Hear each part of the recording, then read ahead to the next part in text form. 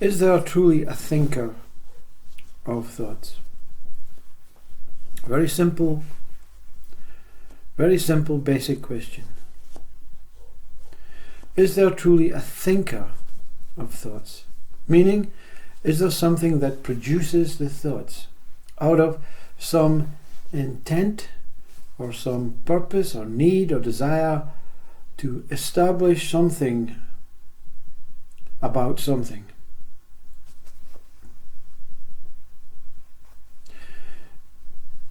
What wants to establish something about something? Is that what wants to establish something about itself, oneself? The thinker is born from the thought. The thought is not born from the thinker. The thinker is born from the thought. The thought being, who am I? What can I find out about myself as the thought, without a tool, without a vessel that can analyze, measure, and make comparisons about what could be and what could not be, on and on and on and on and on and on and on. When the thinker that has been created by the thought has been removed temporarily to allow the thought to see itself for what it is without an evaluation, an analysis, a measurement, a kind of descriptive thing, the thought then relives itself before it originally created the thinker. Now the question you want to know is, are you a thinker or are you a thought? Are you the thinker of the thought, or are you the thought giving birth to yourself as a thinker?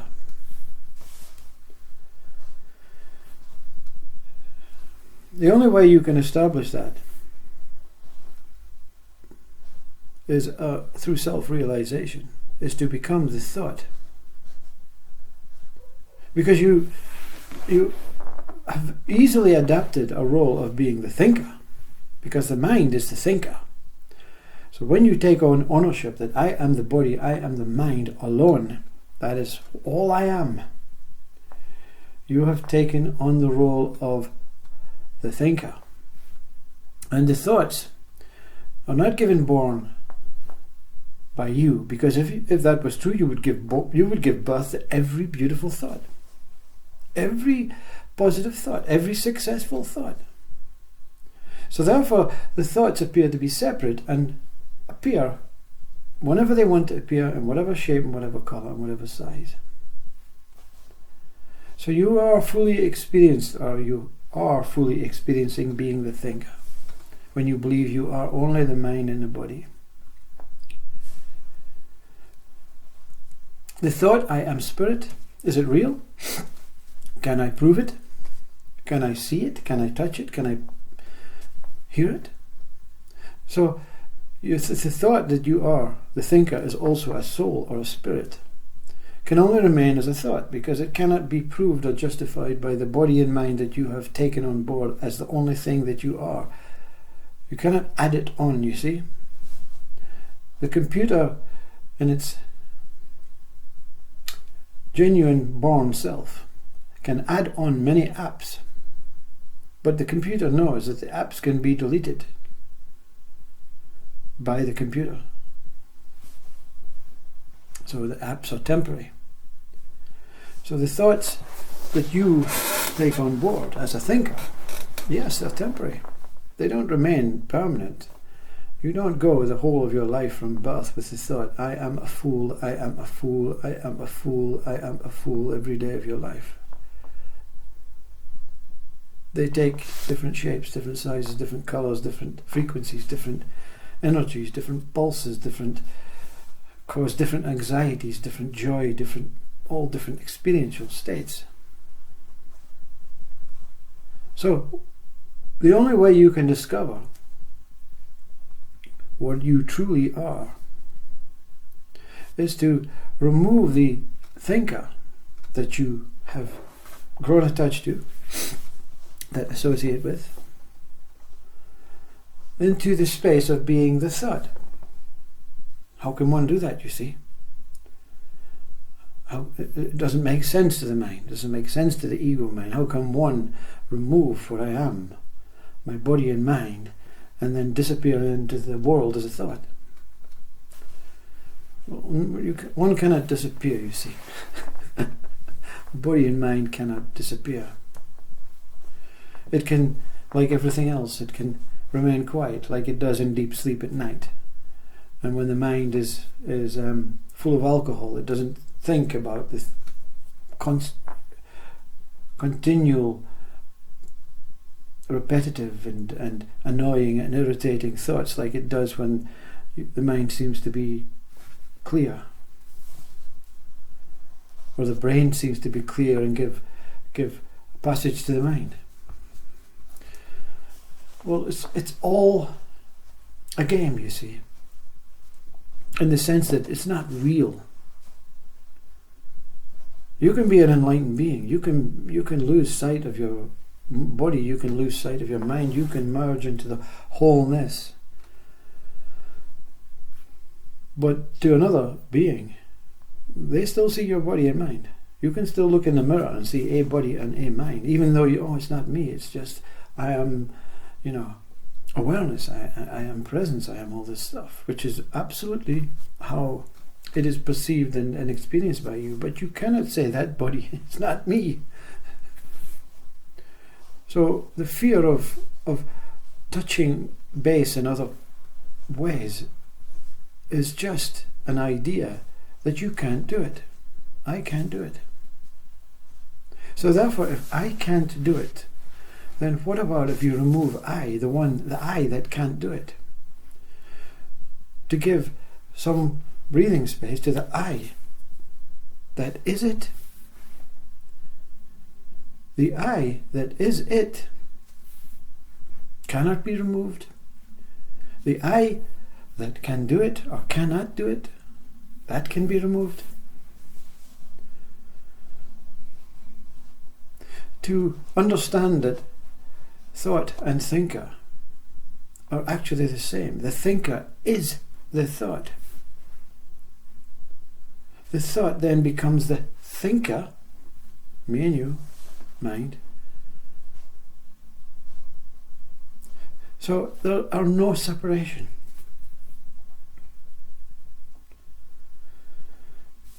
But the idea that you are the thinker alone. What kind of thoughts are you giving birth to? Can one go through their whole life without giving the thought, I will die? Can one remove the thought, I will die?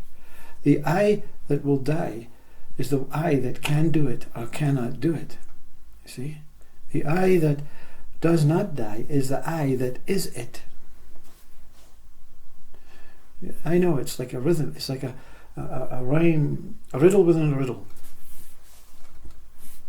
But the idea that you are I, this ego I, this body I, this identity I, this me I, this person I, and that's all I is a deluded state of mind that is terrified, frightened to find out the truth about what it really is. Not because of what the result will be, but because that journey of losing that this I has spent all its life gaining. The I that can do it and the I that can't do it has been gained. Is attachments, is apps to the computer I that you truly are. So when you have your computer in front of you and you have all these photographs and images and books and writings and and wills and certificates and all this, your whole life story, your CVs and everything in front of you. And someone says, remove the apps. Restore the computer to its original state. Fear. I don't want to lose these photographs. This is my history. This is my CV. What will I be? What will I be without all this information, with all this stories, with all this stuff? Who will know me? What will be left of me? This is a colossal thought. And it's a hated thought.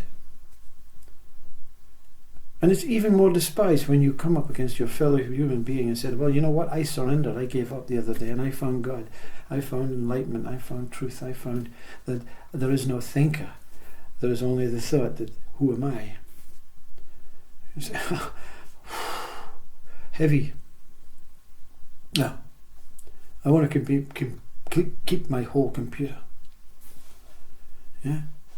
And then 3 weeks after that, the computer crashes and everything is lost anyway. And I will start again, you see. Start again with a new computer. This is what Christ means about being reborn. When everything is lost, everything is surrendered, everything is given up, or everything has accidentally been taken away. And you experience it when a close family member passes. It's like my whole life has been taken away. It's everything has been taken away. Everything that I loved about that person has been taken away from me. And I miss that one so much.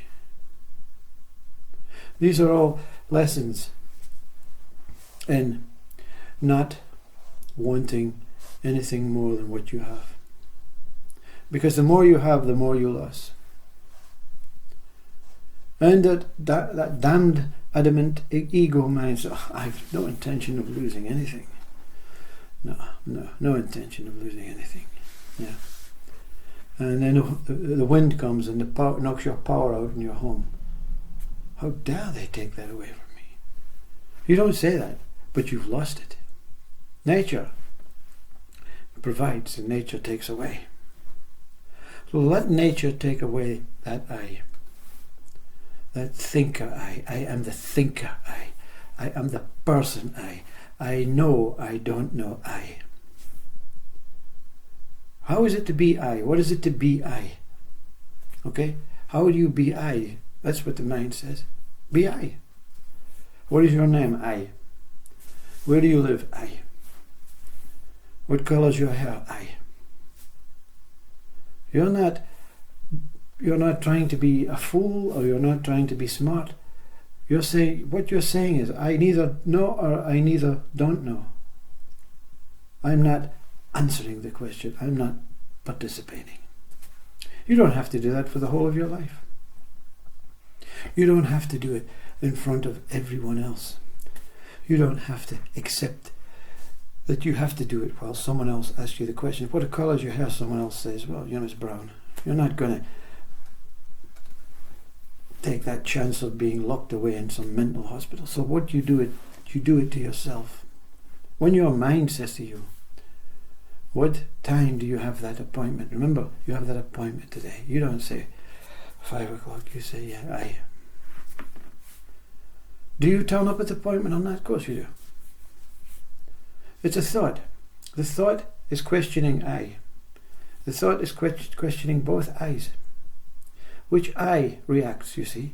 The I, the identity I, the mind I, the body I, the ego I says, my hair's brown. I have to be at the appointment at 9 o'clock. I must go. I must do this. I must do that. The other I witnesses the question, what colour is your hair? I. To yourself. To yourself. Thoughts in the thinker operate in the same place. Yeah? Even in meditation. Yeah?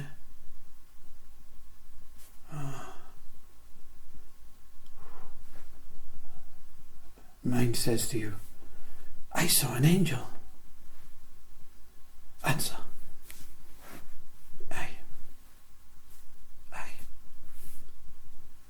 not true, not interested, not participating with what the eye saw.